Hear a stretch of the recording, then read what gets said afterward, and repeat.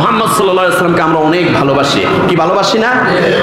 আল্লাহ সুবহানাহু ওয়া তাআলা বলেন, কুল ইন কুনতুম তুহিব্বুনাল্লাহা ফাত্তাবিউনি ইউহিব্বুকুমুল্লাহ ওয়া ইয়াগফির লাকুম যুনুবাকুম ওয়াল্লাহু গফুরুর রহিম।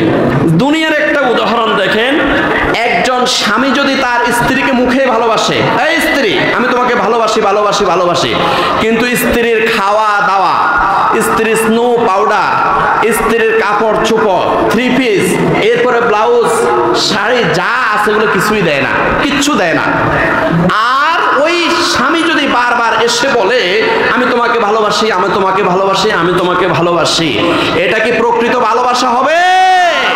এটা প্রকৃত ভালোবাসা হবে না। আমরাও যদি নবীকে ভালোবাসি, নবীকে ভালোবাসি কিন্তু দাঁড়িয়ে রাখলাম না, আমিও নবীকে ভালোবাসি, নবীকে ভালোবাসি, 5 ওয়াক্ত নামাজ পড়লাম না, নবীকে ভালোবাসি, নবীকে ভালোবাসি বলে মুখে প্রকাশ করে কিন্তু সিগারেট খাইলাম, গাঁজা খাইলাম, নাউজুবিল্লাহ বলেন, নবীকে ভালোবাসি ভালোবাসি কিন্তু তাস খেললাম, জুয়া খেললাম, এটা কি প্রকৃত ভালোবাসা হবে?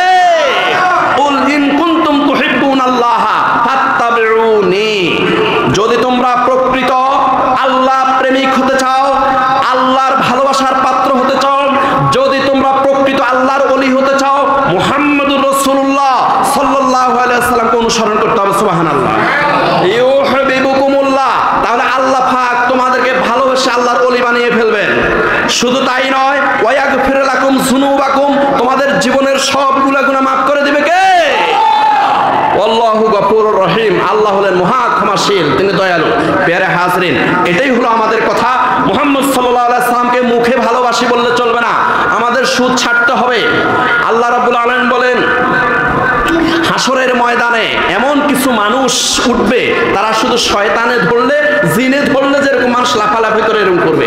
লা ইয়াকুমুনা ইল্লা কামা ইয়াকুমুল্লাযী ইয়াতাহাব্বাতুহু শাইতানু মিনাল মাসসি যালিকা বিআন্নাহুম ক্বালু ইন্নামাল বাইউ মিসলুর রিবা ওয়া আহাল্লাল্লাহুল বাই'a ওয়া হারামার রিবা। এখানে সূরা বাকারা 275 নম্বর আয়াত আল্লাহ রাব্বুল আলামিন বলেন, যারা দুনিয়ার মধ্যে সুদ খায়, সুদের লেনদেন করে, এরা হাসরের ময়দানে কিভাবে উঠবে?